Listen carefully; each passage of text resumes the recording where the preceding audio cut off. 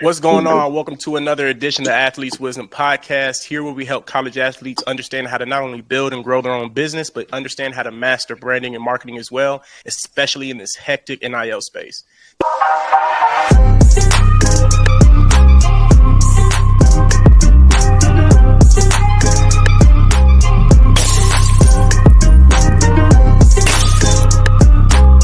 Today, I have an amazing guest with me, and you all know that I always bring good guests with good game. This is my guy, Zaire. He is a former college athlete who actually played at Vanderbilt. If you paid attention to one of the previous episodes, we actually had one of his former teammates on there as well. And then he's also an Airbnb guru when it comes to just being able to make money through the Airbnb space and things like that. What's going on, Z? How you feeling today, man?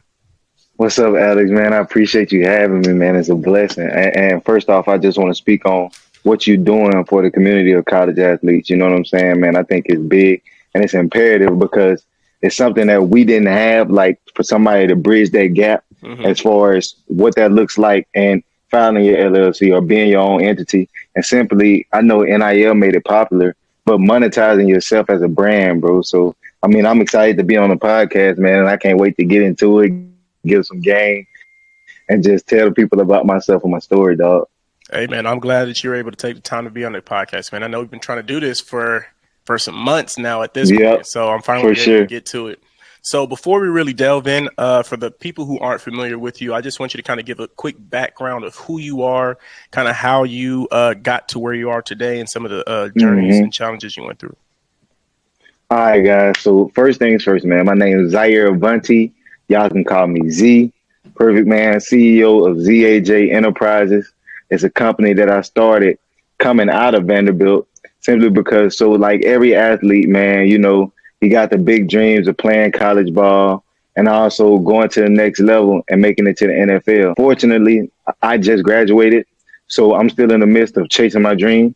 But in the midst of this dream, I tell a lot of athletes, man, you really don't think about the transition from college to the real world without professional ball. Because the whole time we're in college, man, is like, okay, I'm gonna do this just to make it to the league. And I was one of those guys who didn't care about anything else except for what could I do now to get me to the NFL when I finish college. So, I mean, just like any other athlete, you guys, I was in here just grinding, thinking about ways that I can make it to the NFL. And sadly, months ago when I didn't get picked up in the NFL draft. And like I said, man, my process may have been a little bit better than some, but a lot worse than others. Cause I got an opportunity to work out with some teams, get some interviews with NFL teams and also with like the other leagues, like the XFL and the USFL. So what I ended up doing was taking the transition and figuring out how can I use my time for stuff and do stuff that I love, but also make money at the same time. And one of my favorite people, bro, is Myron Golden, as far as like in relation to mentorships, because he always talk about implementation, and this is the earning ladder that he always talks about. He talks about implementation, unification, communication, and then he talked about imagination. As I started to consume a lot of information getting out of college, I started thinking about, okay, what can I do that I can still train, make money, and then build a business or something that I can pass on to my loved ones and spend time, essentially, bro. I kept searching around, and I'm a big proponent on finding mentors. And once I did that, I found a mentor because in reality, being a little kid, I always wanted to get into real estate, but I wasn't sure how to acquire properties or how much money you need to get into a property simply, or like what it even looked like to be a landlord, bro. You know, I'm a younger generation, so a lot of people didn't know about short-term rental, and it just got popular maybe about 6 or 7 years ago. And I'm talking in future aspects because you never know how long this podcast may be out, bro. When Airbnb came out, I'm sitting here like, okay, you can simply have an app on your phone and make money from people coming in and out. I mean, it escalates my process into becoming a landlord. Got into the process of finding a mentor, bro. Then went back to Nashville to start my Airbnb business just because after I figured out, okay, man, right now, Zaire, you can only control what you can control. You don't care how good you think you are. If you can't make it to the league right now, bro, you gotta do something to provide for yourself and just be a grown man, bro. So I mean, I put some systems together. It literally took me 14 days to get my first Airbnb up and going. And that's from leveraging credit. That's from putting the foundation in place. That's from getting all of the P's and Q's. But the only reason that I could do that was because I simply had a mentor to show me everything that I needed to X out in order to get started directly into generating profit negative business and Airbnb, bro. So after, like I said, after graduated college, figured out it wasn't gonna work out, started transitioning to Airbnb, and that's when I'm like, okay, this is working a little bit. Now, how can I get better? And one thing I like about this podcast, man, like I said, is intertwined with athletes. And if I'm doing business or if I'm doing athletics, I always had this innate ability to be the most competitive. So that made me better in the realm of business. And where I'm at right now, man, is I started my Airbnb business probably about 9-10 months ago. I'm up to 5 properties in 3 different states, bro. So I mean, that's that for me. For me, I told myself, I wrote something down. I told myself that I wanted to be 25 with 5 properties when I was 19. Unfortunately, I don't have these properties that I own, but I'm still becoming a landlord and learning the terms of how to build hospitality in serving people. And like I told you before we got on here, Alex, I know we spoke a little bit, but my end game now is to start building equity and long-term wealth. So I transition into doing the arbitrage model and started more of an acquisition part where I can acquire properties at a lower discount and rehab them, fix them back up, and then Airbnb. So yeah, guys, that's where I'm at now, man. Still training for the NFL because that's something that I love. And like I tell people, I never want to give somebody permission to feed me. And what I mean by that is I'm going to generate whatever I can on my sole ability, even though I want to do something that I may love and work for somebody else. So like I said, I tell people all the time, there's nothing wrong with a 9 to 5, especially if you love your 9 to 5. But don't allow that 9 to 5 to be the deem like what you're going to be able to put on your table at night. Like put something else in place. That's why people say one stream of income is too close to none. So yeah, bro, man, I started building that business up, man, and I mean it's still to continue to grow. And I truly visualize it growing way greater than anybody can think of, even myself, bro, simply because I'm in this not for myself or to make money, but to help as many people as I can. And the more and more I grow and get bigger at it, bro, I realize that's what it's about, bro. Like, and people think wealth is a monetary thing. And I think wealth is simply how much value can you provide to somebody else. Because in a true sense, if you had $1 million, Alex, and you was on the island all by yourself, and nobody knew you were on this island, you had no product to trade it for, how wealthy is that money? Now, if you had two people on that island, and he had water bottle, foods, and goods, his wealth is the water bottle, foods, and goods. Because somebody on that island needs it, but that's his value, that's the intrinsic value on what he has. So in order for something to be wealthy, it has an intrinsic value for somebody to trade it for, bro. So, I mean, that's my purpose, man. It's to teach people in this realm how to monetize real estate, whether that be 30 days and flipping the assignment, like I told you, and we can get into that game later, or whether it be monetizing somebody on a short-term rental platform coming in and out of property every 2 or 3 days, bro. So I wanna take a step back right quick and just kind of talk about your college journey, right, before you even get into the business aspect. For one, how old are you? 24 or 25? 25. 25? Okay, it cut out for a second. 25. It was 20. I was like, yes, bro, sir. you was not 20, bro. But no, I'm 25. So kind of explain to me how your college journey was, because you left right before NIL was in place, correct? Yes, correct. Like literally, correct. the so yeah, graduated man. like that May, and then that July is when they made it legal, correct? Yep, correct. So I wanted to ask, how was your college journey? Like, how was your college experience when it comes to just kind of making money and being business minded, especially at a time in which there was no NIL?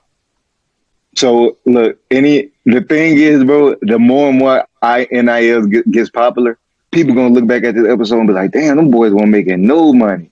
So look, this is the crazy thing. So back when I was in school, which was only 2 or 3 years ago, 4 years ago, bro, right before NIL stopped, I'm sitting here like, okay, I'm in college. And the thing is, I was a starting player when I was there. Even from my freshman year, sophomore year, bro, I've been a starter since Mm-hmm. like a young guy. So I was a pretty good player. But Mm-hmm. unfortunately, the only people that were getting monetized, and I tell you, even as a recruit, like I tell people all the time, we used to get paid under the table, but it still wasn't nothing like NIL to where it was where it was contracts and you get paid at a certain amount of time. So for me, what that looked like, man, was we got the regular stipend checks, and Mm-hmm. I mean, for me, hell, my mom did hair, and she fortunately she didn't make that much money, so I was able to get the what do they call it, the Pell Grant, Mm-hmm. and I got full Pell Grants, bro. So having full Pell Grants, I was able to put up like I mean on top of, and I can give raw numbers, bro. On top of the 1,100 that we got every month, I probably get like 5,700 for Pell Grant each semester. So that was enough for me as a college student that I didn't really know like that I needed. Like, cause nowadays, like being a millionaire is like Mm-hmm. being like you almost brokey. Like, you know what I'm saying? So Hell yeah, like for especially in me Atlanta. being in college, especially in Atlanta, bro, and around people that, make it known that you can access this amount of money in a Mm-hmm. short fashion, bro. So going in college, I mean, for us, we thought we had more than enough money to survive. Especially, you got the famous spring break trips. But I can only Mm-hmm. imagine now, especially with the cohesiveness of social media and NIL, how it both merges, bro. Like a lot of these guys, and I think that's why it's perfect for what you're doing. I don't think they understand how much they can monetize or how much they can enhance their own brand. Like that's Exactly. the important part of it. Like, because if I was in college, bro, and still doing this, the thing that me and Trey, my brother, bro, like it's crazy because me and Trey had me doing sales my junior year and senior year of college, bro. Because Mm-hmm. he's 2 years older than me. When he graduated, he started insurance company. Mm-hmm. Soon as right out the gate, he just started insurance company, bro, hiring agents. And I was one of the agents that he hired. And fortunately enough, in college, I was learning the sales like you never know how important really like sales or communication tangibles are until you Mm-hmm. actually get in the real world and the dynamic of Exactly. dealing with people, bro. And you got to Exactly. close something. I think if I tell anybody anything, bro, just especially college athletes and outside athletics, because I'm telling you, bro, I cannot hit on this enough, Alex. When I tell y'all I was the guy who, like, okay, man, and I'm sorry about cousin, but like, fuck the meeting that we got, whatever y'all talking about, like some, you know what I'm saying? And I don't want to, because Title IX, I respect women, but it'd be something in the fashion of like a Title IX meeting or something we had to meet for an hour. Mm-hmm. Or what's the thing that they used to have? The job days. And my thing is, I tell people this, Alex. I never wanted to work for anybody, bro. Like ever since I've been 7, like 8, 9 years old, I always had the mentality of like, I just bet on myself before I tell somebody before I let somebody tell me what to do. Mm-hmm. So in doing that and having that mentality, bro, I used to read stuff like Rich Dad Poor Dad when I at a young age. I used to read stuff like the 48 Laws of Power and self-development books at a very young age. When it came for me to have an earning capacity, like I had no fear in getting out there. And even though like I told people when I first started sales, because I was doing it in college, bro, my Mm-hmm. heart was beating out of my chest when I was first trying to call Yeah, people it ain't and it get ain't people to it say ain't something, easy, bro. bro. It ain't easy. Like it's because it's uncomfortable essentially.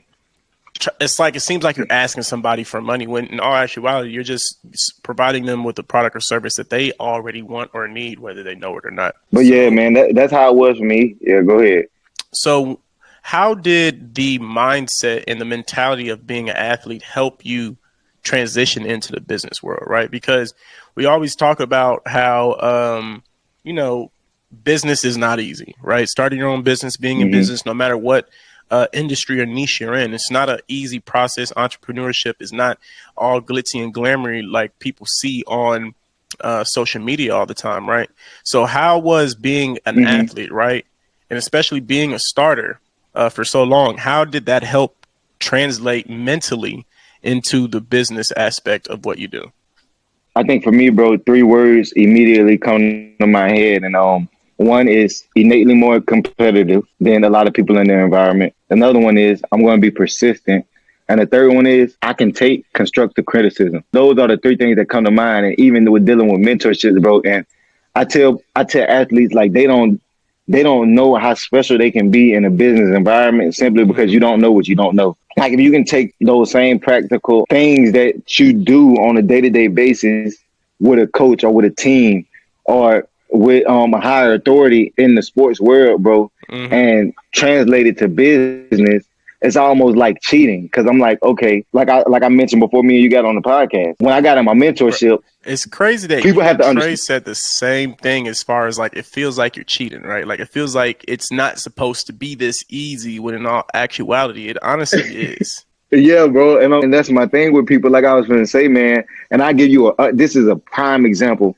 of how being an athlete was like light years more advantageous than somebody just being a person who's 18 or 20, 25 and never been in that kind of environment.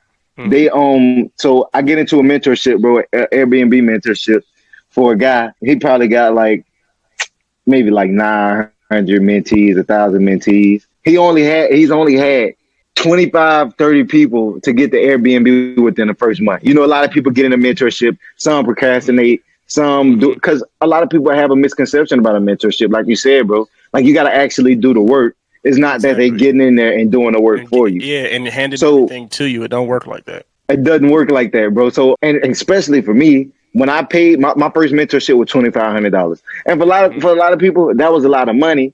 But for Mm-hmm. me, like I said, when I first graduated, and that's why I love like Trey like my brother, bro. I'm telling you, bro, because the mentality shift, me and him went through it together. He did a little bit before me, but as soon as I got introduced to sales, I Mm-hmm. learned like what I was telling you about my earning capacity and trading my time for money. But I seen that if I could do a sales call and sit down for an hour and make 50 Mm-hmm. calls and solve a problem for somebody that may needed some life insurance policies, I know that I can get compensated for that for $1,000 plus. Mm-hmm. And in doing that, I realized, okay, it's not the product, it's not what you're selling, it's how much value that's is within what you're giving away. Like you know what Exactly. I'm saying, or what you're trying to persuade them to do. So I mean, and that, bro, I'm like, okay, this really works. And then like after I took that mentality and got into business and applied it and got around people that was already doing stuff that I wanted to do, bro. I mean, it Mm-hmm. was like easy, bro. Cause I'm like, okay, you telling me, you giving me all the answers, and if I have a question, I can come back and you done already been through it.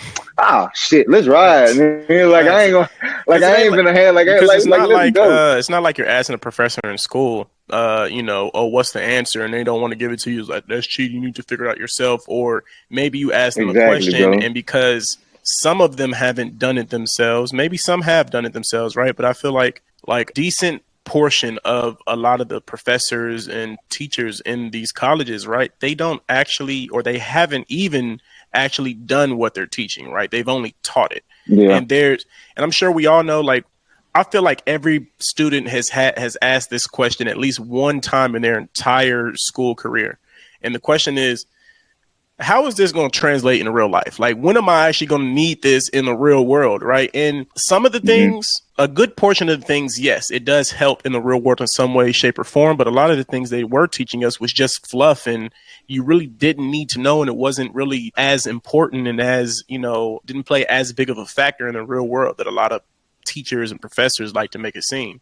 So when it comes down Can to, I say something about that yeah, most quote def. you just said, bro? Cause my thing is, I always been like I told you, bro. I always kind of been a rebellious kid, and I come from it, brother. So I always been rebellious and either questioning a professor's knowledge or either questioning why am I here, like you Mm-hmm. said, bro. And I went to people with Dean Vanderbilt, one of the Harvards of the South, and I say Yeah, this, Alex, yeah. like for me, school has always been easy for me. So I say like I made a 29 on the ACT and I took it in the 10th grade, bro. Mm-hmm. So even coming out for school, like I didn't have to study. I only studied once. That's what I was Mm-hmm. telling people. Like my thing is, I used to like when I got to higher learning, and my coach used to make us go to certain stuff, talk to professors about certain things. I'm like, okay, and it's the same. I put this in perspective for people too all the time. It's the same for like playing football, basketball, or hockey, and they hadn't played the sport. It's Mm-hmm. like your knowledge almost a little bit kind of like clouded on respecting if they actually know, like being in that framework of that situation. Like, cause it's like here's a great example. I'm like, okay, A coach is gonna tell me I play defensive back. He's saying Mm-hmm. Z, backpedal like this, and when they get to this speed, this is when you want to break down. Well, coach, I don't know if you've backpedaled this way before, but it feels way more comfortable to open up this way and get out of the break this way. But it may be hard for him to understand because he simply had done it before, bro. I tell any athlete, like you said, bro, if you do have those questions, don't shy away from them, embrace them, and find out why you're having those questions about it. And that was really the truly meaning why I wanted to get behind it. Because for me, it was figuring out, okay, if it's a profession, I'm in a class and I don't really respect their opinion about it, and I'm just Mm-hmm. sitting in class thinking I'm here for no reason. Why do I feel that? And I think if you ask yourself, why do you feel that way, you'll start looking for the right answers. And like, okay, now how do I look for the right people? Like, you know what I Exactly. mean? Because it's like, Mm-hmm. so I think that's the greatest thing about it, bro. It's like, okay, you spend, and for us, we're fortunate enough to be athletes. So it's like, okay, I may get a scholarship, Mm-hmm. but put your mind in if you were taking $50,000, $60,000 each year and acquiring a new skill. Like Alex, I can't even lie to you. If I was 18 up to 24 in college and I spent $50,000 on a skill every year right now, nigga, I would be a Bro, 10 bro, time millionaire right it's now. So OD. That's why I'm like, college, like, I feel like, and I'll say this and then we'll kind of pivot into the Airbnb and NIL aspect, but I feel like college, there was a very short window, like very short, in my opinion, at least for the black community, black and brown community, where college was an actual advantage for us, right? Obviously, when yep, they prevented us from being in school for so long because obviously in order to actually really, gain the knowledge and expertise you needed to go to a school or institution, right? And then when we finally was yep, able to get in, we were able to take advantage. We were able to do a lot of things. I feel like it was maybe like a 20, 30-year period, right? Or maybe 30 to 50-year period where college was actually advantageous and it was something that honestly propelled us higher in society and financially in a lot of different ways, right? But then essentially right when social media became like social media and just kind of like the internet in general started coming into play, I feel like it quickly dwindled to where honestly college was not really, advantageous for us because now think about it. Most of the successful yeah, business owners and the people who own a lot of these things in the world, a good portion of them did not go to school, did not go to college, right? Or they didn't finish yeah, college if they did yeah, go, right? Think about it. Mark Zuckerberg, he did not yep, finish college. He owns the yeah, biggest, two of the biggest. He owns the number one biggest social media platform in the world. And then I don't know if Instagram is two or three. I know TikTok is up on the rise, but so that just goes yeah, to show that now, and I'm not saying that college is not good, right? It depends on what you want to do in life and what your purpose is and your path, right? So I'm not sitting here saying that college is not good, but there was a very short window where it had the large advantage that it has, that entrepreneurship has now, right? And I feel like, Alex, you want me to tell you what?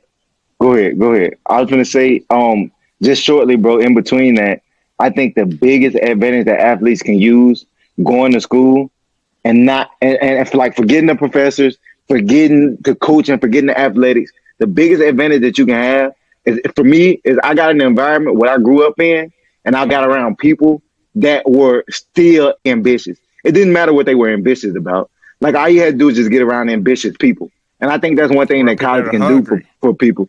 Yep, you get around ambitious people. So you continue your quote, bro. But I think outside of just like using it for educational reasons, like you said, bro, like in being an entrepreneur, it's a lot of things about life and self development that you have to learn. And if you're around those right people that are ambitious, that'll be something that'll prepare you to make a lot of money. Simply wanting to help a lot of people, bro. Exactly. And I feel like NIL is the perfect space that, and it kind of ties back into like what I was saying, that school was a very short period where it was super advantageous for us. With NIL in place, right, it kind of brings back a bit more of that advantage, right? Because a lot of us are still essentially conditioned that you got to go to college in order to be successful, right? But you Yes. always hear about a lot of people who get out of college and don't even use the degree that they studied in, and they end up going into an entirely different profession, and then they wasted a whole bunch of money. But now with Yes, NIL, sir. it kind of interjects that extra possibility for not only, because we always hear about the broke college student stigma, right? And then we all know college students in general are busy. So college athletes are even busier because they play a sport and then all this extraness, right? So now with NIL, I feel like it increases the amount of value that a student is able to get while they're in school for a number of reasons. Obviously, because they're still in school and they have the opportunity to learn something, right? But now with the NIL spotlight, you can take what you learn and be able to start your own business much easier. And then a large reason, you and I both know this, right? One of the biggest reasons a lot of businesses fail is lack of capital, right? And lack of knowledge on how to use certain capital that they get, or even just lack of knowledge on how to gain capital. NIL is now like that venture capitalist fund, essentially, but just for you, right? Like you're able to essentially get that business credit, quote unquote, but directly from a lot of these companies. And then it just turns into, okay, now providing them with the proper tools so they can understand the financial literacy aspect. Talk to a lot of college athletes that are in the NIL space, and they say one of the biggest things that they weren't aware of and didn't really pay attention to when NIL first started was contracts and taxes, right? They didn't understand how to properly, read or understand with the contract that was in front of them, right? And then when they do get the money right, boom, they so used to, if they did work a job, right, taxes is already taken out, so they ain't got to worry about it. But now we're kind of entering that entrepreneurship field, right? So now you're getting paid as a contractor, right? Now you got to pay those taxes back. 1099s, Exactly. And I kind of want to use that to pivot a little bit into how has being an entrepreneur right after NIL and then going into what you've gone into the Airbnb and acquisition space, how has that helped you in understanding business better? And what tip can you give to a college athlete that's watching this right now on their entrepreneurship journey? Bro, I think the biggest thing for me was, first thing I do is give the athletes a tip, because I think when you first said it, the one thing that went in my head, bro, is being in this space, I can see like, okay, I was fortunate enough, as soon as I got out of college, like I said, I got in sales and I was able to do like high volume sales in my own company as soon as I went to a mentorship and learned practices of actually making an offer. So what I would tell these kids, man, is my biggest fear is just like you said, okay, you and I both know, Alex, it's one thing to earn a lot of money, but then there's another thing to also spend a lot of money, because you can also do, like a lot of people essentially do both. Like, you know what I'm saying? Especially if you don't have more than they make. There you go. And you don't really have that mentality shift of, even if, NIL is good, but it's also dangerous. Like, you get what I'm saying? Like, it is good, but dangerous. So that, like, what I would tell these athletes to do, like you said, if they don't have the foundation of knowing what to do with it, whether it be taxes or whether it be these contracts, my first thing that I would see myself and envision myself doing if I was 18, 19 years old and 25-year-old me would say, hey man, get with somebody who has done 6 figures in branding or 6 figures in marketing for themselves or with a company, and to figure out what the scope looks like, because like you and I both know, you're going to lose a lot more money, and whether that's paying taxes or whether that's fees or getting screwed out of money on a contract just because you voided something or posted some or did something with another company that you weren't supposed to do. Exactly. And now you promoted this company and voided a contract with another. Like, it's so many different things in the entrepreneur space where I've learned, bro. And I think the biggest thing that I can say, the biggest thing, Alex, and I know you asked me about virtual assistants, bro, but the biggest thing, especially if you're going to be like NIL and y'all, if they want to do this shit for real, like have a business, have a brand, and do it for real. Like, it's gonna be about delegation and learning the knowledge about systems, bro. Exactly. Like, that's gonna be the biggest key. Because what they need to think about is athletes. See, when they get a lot of money, they want to be rappers. They want to be, and I ain't even trying to say shit up and dribble or nothing like that. But my thing is, bro, keep this shit simple and do what got you there. So like what I say is, if you start making a lot of money, don't think, okay, now I need to have a clothing brand. You can monetize your merchant, but don't be the head of the clothing brand. Like, you know nothing about getting off clothes. You know nothing about stock. You know nothing about SKUs. You know nothing about cloth. You know nothing about the churn rate. You know nothing about LTV. Like, it's so much thing they know the bread and butter to. But my thing would be stick to what you know and delegate what you don't know, so it's 10 times better. Exactly. So like, man, these athletes, that's one thing I say, man, is in the entrepreneur space, like, I know we like to think we know everything or we have confidence that we can do everything. And you can do anything or everything you want to in the world, but it's a more efficient way to do stuff. and there's ways that's going to take you way longer. If you want to expedite that process, man, find somebody that's doing it and just get the game from them, bro. Like, whether that be putting a team to doing it or one single person that's already done it before. And I know I originally wanted to talk to you about like Airbnb acquisitions, but I've had some guests on here that have talked about that, and I want to more so ask you on the lines of how you've been able to kind of build a team, delegate, and how you've been able to put systems in place, right? Because you have all these people that do Airbnb and do acquisitions, and I'm not saying that's not valuable, right? Real estate is one of the best ways to grow wealth. But you can learn that from a lot of people. A lot of people talk about that, but a lot of people don't talk about the building the team, the delegation, and the systems aspect. So I want to kind of ask you more on how has that been key in growing your business, and what can one actionable step a college athlete can do right now to kind of further and build better systems and delegations in their business? So my thing is, Alex, bro, I get so excited when people ask questions like that, because they be like, bro, like everybody do B&B. What make you different? Like, you know what make me different is I know systems and I know SOPs, bro. Like it's a completely different way to get involved with Airbnb. And for those who don't know what SOPs mean, it stands for standard operating procedures. It's basically, let's just say you go to McDonald's and you to work there, you know, when you were 16 years old and they pop that little VCR or DVD. Some folks don't know about VCR. They pop the DVD in and show you the recording on what to do in your job. That's essentially what SOPs are. It's basically a step-by-step process on what needs to be done for a particular task in a particular position. So yeah, man, like I appreciate that, Alex. But the thing is, bro, it's like once I got in the space of like, okay, because when I first started Airbnb, it was just me. So I'm like, okay, and it's so crazy. Like I told you, it's crazy how when you have different skills, they start to correlate and like mesh. Because okay, first, like I told you, and I'm gonna give people this breakdown because they need to understand the concept of how yourself as an entrepreneur and growing intrinsically can help your business grow and help your delegation process too. For me, bro, like I told you, I first started working off in sales, right? So if I'm working off in sales, I learned a communication aspect and I learned like sales things that help me in my Airbnb business. Now I can coach people, and not only can I coach people, when I'm getting on the phone with them trying to solve a problem for them, I already know what to do. Now, let's say I did that for a year and a half, 2 years.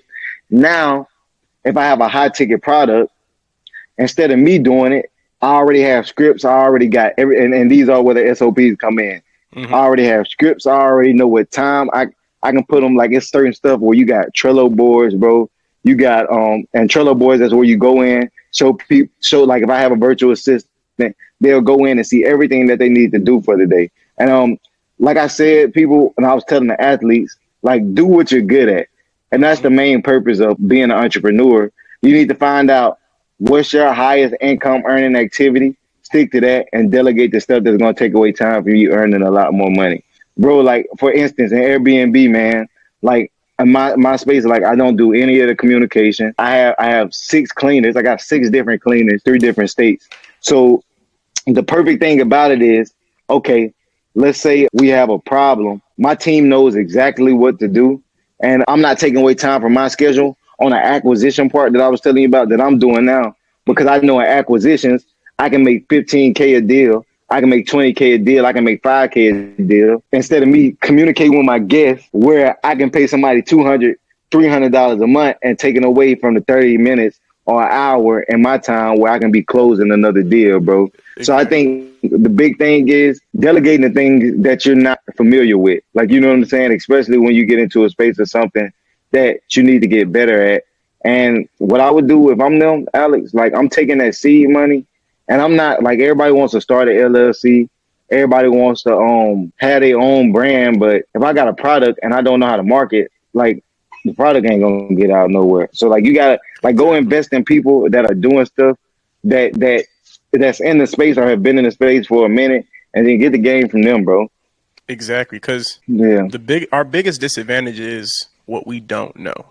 Right? Like there's a reason we see all of these wealthy individuals, right? Like I'm gonna use Trump for a good example. Trump, especially when he was in presidency, they was trying to get that man taxes, and they were surprised this man ain't paid taxes 1 year. And they're like, how did he not pay taxes? But I didn't pay blah, blah, blah in taxes. And the reason why is because he knows how to use the tax code, right? And I'm saying that I'm only using Yep. that example to say that he was able to, either him or somebody on his team, right, was able to study and understand how to essentially avoid all these taxes, right? So when you sit here and you look at these people and you're like, they shouldn't be doing that, or why are they blah blah blah, like if you're asking yourself how did they essentially get to do that, then that means that's something that you need to start learning and studying, right? If that's something you essentially want to implement or do for your own self, right? So part of that comes to, like we said earlier, right? Mentorship. I'm pretty sure everybody who's watching this, every single guest I have on here always refers to mentorship, right? They always refer to finding someone that can teach and coach you and help you become better in whatever area it is that you're trying to become better in. And think about it, right? All athletes have a mentor already. Their coach. You feel what I'm saying? Your coach is a mentor, and they're mentoring you on how to get better at your craft, in your position, whatever the case is, right? That is a form of a mentor, right? Now, there are many different ways to obviously get a mentor. Some are paid, some for free, some you can just happen to meet randomly, right? So, but the biggest key to success is finding someone who has already done it, who already knows information that you don't know and that you need to know, and then just learning and copying and studying what's already working. Yep, correct, bro. Yeah, bro. I love it, man. I love that you say that because I think my thing is what people don't understand is, and I think when you talked about Trump, that was a great example because you basically just hit the nail on the coffin about value, bro.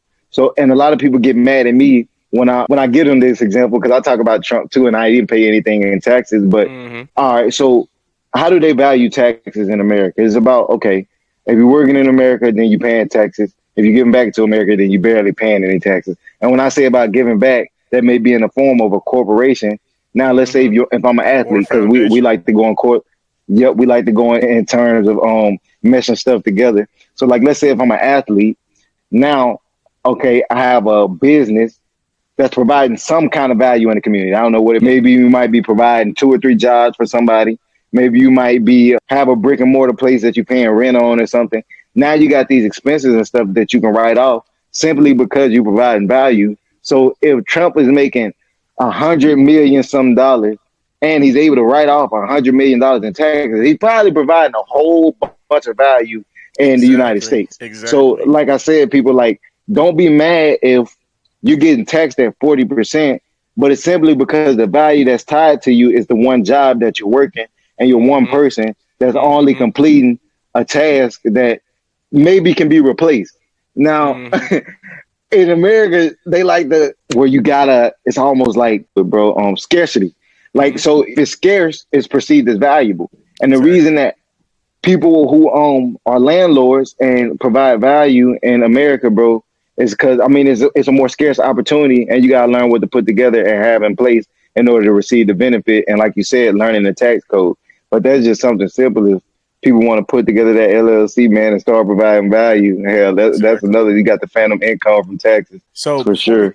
So before we close, I want to ask you this one thing, right? If there's anything that a college athlete is able to take away from this entire conversation, right? Because I know that you've dropped a lot of gems and you've dropped a lot of game, but if there's one thing that you want them to take away, what's that one thing you want to give to them? I think the one thing that I want to give to them, bro, is whatever question you may have intrinsically, it's an answer out there for it, and don't be scared to find the answer.